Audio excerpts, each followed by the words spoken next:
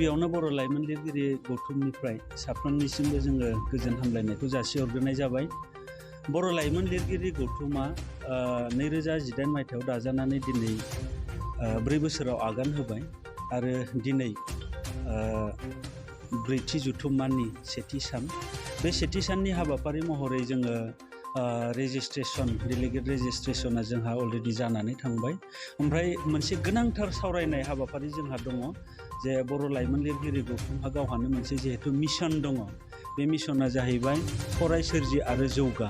बेखौ लानानै जोङो दिनै बर' लाइमोन लिरगिरि गौथुमा माबोरै थांनानै थागोन, लाइमोनफोरखौ जोङो माबोरैहाय खौसे खालामनो हागोन, साफ्रोमबो लाइमोनफोरा माबायदि मावोब्ला जोङो खौसेयै जोंनि प्लेटफर्मखौ साफ्रोमबो लाइमोनफ्रा मोनसे प्लेटफर्मावनो गसंनो हागोन, जोङो माबोरैहाय बान्था होनो हागोन, बेफोरनि सोमोन्दै गासैखौबो जोङो सावरायजोबगोन। दिनै जोङो बे मेहेरगोनां हाबाफारिखौ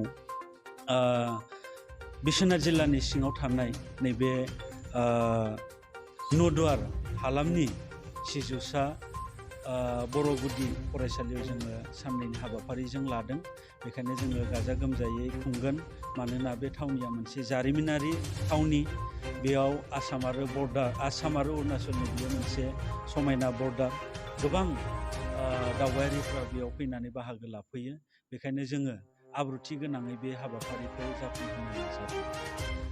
लोगोसे जोङो नोंथांमोननि गेजेरजों जोंहा बेखौ फोसावनो नाजागोन जे जिहेतु बर' लाइमोन लिरगिरि गौथुमनि थांखि मिशन फराय सोरजि आरो जौगा। गोबां लिरगिरिफोरा गोबां बिजाब लिरबाय, गोबाङा गोबां फोसावबाय, नाथाय बिथांमोननि बिजाबखौ फरायनाया जोबोद खम। बेखायनो दिनैनिफ्राय 2022 मायथाइनिफ्राय बर' लाइमोन लिरगिरि गौथुमा मोनसे थांखि लादों जे जोङो बिजाब फरायनाय हुदाखौ बांहोगोन।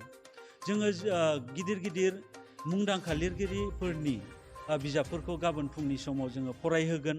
जोंनि खुगा लाइसि, लाइमोन मुंनि खुगा लाइसिखौ जोङो गुसुं गुसुं फरायहोगोन। आरो बेनिफ्राय जाय फरायगिरि बिथांमोना फरायनानै जोंनो लिरसुंथाइ महरै दैथायनानै गथायगोन गावसिनि लिरबिदांफोरखौ, बिथांमोननिफ्राय जाय साबसिन लिरबिदां लिरनानै जोंनो दैथायहरगोन, बेफोरखौबो जाहाथे जोङो बान्था होनानै गोजौ फारसे आवगायलांहोनो हायो, जों बेफोरखौ आसा खालामगोन। लोगोसे जोंहा गाबोन बिटिआरनि मावफुं सोद्रोमा बिथांमोना फैगोन गाहाय आलासि महरै। बर' साहित्य सभानि गाहाय नेहाथारि प्रसान्त बर' साराबो फैगोन। दुलाराय बर' फरायसा आफादनि दैदेनगिरि बिथांमोनाबो फैगोन। आरो जिहेतु नैबे हालामा आसाम आरो अरुणाचलनि मोनसे बर्डार सिमा ओनसोल, बेखायनो जोङो बिदा फंबाय, बिब' बिनानावनि सोमोन्दोखौ लाखिनो थाखाय अरुणाचलनि माखासे समाज सिबियारि बिथांमोनखौबो आलासि महरै जोङो दोनलांनो हांख्रायदों।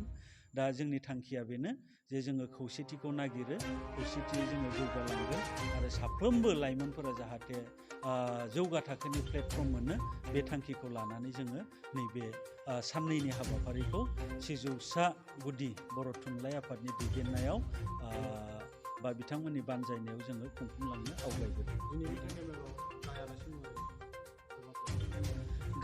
गाहाय आलासि महरै जोङो दिनै रावखौबो हांख्रायाखै। बेखेवगिरि महरै जोंनि नदुवार बर' थुनलाइ गुदि आफादनि आफादगिरि कमल सिंह बसुमतारी सारा बेखेवलांगोन। लोगोसे मासिखौ दैदेनगोन जोंनि बर' लाइमोन लिरगिरि गौथुमनि लेङाइ आफादगिरि थामहिनबा साहित्य एकाडेमि एवार्डि निउटन के बसुमतारी बिथाङा दिनै दैदेनगोन। जोङो बेयाव गुबुनखौ हांख्रायनाय जायाखै।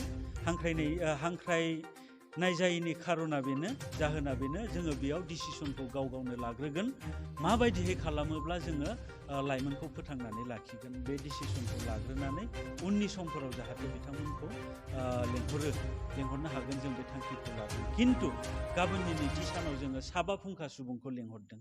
साबा फुंखा सुबुं जोंनि जिहेतु नैथि सेसननि सावरायमा मेल, बेयाव जोङो साबा फुंखा सुबुंखौ लेंहरदों। बेखौ जोङो गाबोन फोसावनाय जागोन। बे ओनसोलनि लाइमोनफोरखौ बाहागो लानायखौ जोङो इतिमध्ये दासिम जोङो गंबासो कलेजफोराव लाइजाम दैथायहरदों। बिथांमोना 150सिम फैनो रेडि। आरो दिनैसिम उदालगुरिनिफ्राय 40सो स्टुडेन्टफोरा बेयाव फैनानै बाहागो लाफैखाबाय। उदालगुरिनि सिङाव थानाय गंफ्रोमबो जौमा फरायसालिनि गथ'फोरा बर' फरायसाफोरा बेयाव फैदों। बिथांमोना गाव गावसिनि खरसा खालामनानै फैदों, गारि भारा लादों, ट्रेनजों फैदों। मात्र जों जानायखौल' होदों। दा बिथांमोननिसिम जों साबायखर बावदों आरो गाबोन जाय फैयो जों बेखौनो बरायनानै लानाय जायो। ब्रैथि बोसोरारि जथुम्मा, बे जथुम्मानि थान्दै रेबनाय हाबाफारिया जोंना जानानै थांबाय। दा जोंनिया नैबे मोनाबिलि 6 रिंगानिफ्राय थान्दै जथुम, बे थान्दै जथुमाव जोङो फराय सोरजि आरो जौगा बे मोन्थोर दंखायो बर' लाइमोन लिरगिरि गौथुमा। बे हिसाबै जोङो बेखौ लानानै आसामनि दाब दाब जिल्लानिफ्राय फैनाय थान्दै लोगोसे मावफुं आफादनि गासै सोद्रोमाफोरखौ लानानै जोङो सावरायनायनि थांखिखौ लागोन। लोगोसेनो गाबोननि जानो गोनां गेवलां मेलावहाय जोंना गाहाय आलासि महरै बिटिआरनि EM मावफुं सोद्रोमा डक्टर निलुत स्वरगियारि बिथाङा नुजाथिफैगोन। लोगोसे चिफ बुंथिगिरि महरै बर' थुनलाइ आफादनि गाहाय नेहाथारि प्रसान्त बर' सारा नुजाथिफैगोन। बेजों लोगोसे जोंहा गाबोननि दिनावनो फुंनि समाव फिरफिला बिरहोनाय हाबाफारि दं। बेनि उनावहाय आरोबाव दाब दाब कलेजनिफ्राय फैनाय माखासे लाइमोन लिरगिरिफोरखौ लानानै फराय सोरजि आरो जौगा बे थांखिखौ लानानैनो गुवारै सावरायनाय मोनसे हाबाफारिबो लानाय जादों।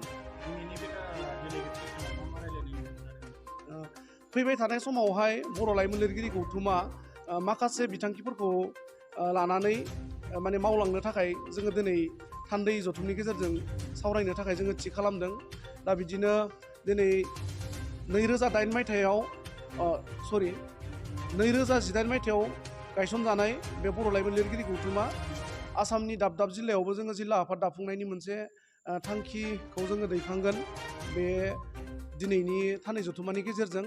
दा बेबायदिहाय जोङो आरो जिथु 2018 मायथाइयाव गायसनजानाय बे बर' लाइमोन लिरगिरि गौथुमा जोंहा बोसोरारि खुगा लाइसि लाइमोन आरो दानथामारि लाइसि लाइमोन दङमोन। बेयो गेजेराव कभिडनि थाखाय जोंना स्टप जानानै थानाय बायदि जादों। दा बेखौहाय जोङो माखासे लाइमोन लिरगिरिफोरनि लिरबिदांफोरखौ लानानै फैबाय थानाय समाव दानथामारि लाइसिखौबो जों दिहुनफिननायनि थांखियाव दङ आरो बोसोरारिखौथ' जोङो बे कभिडनि गेजेरावबो दिहुनबोदों।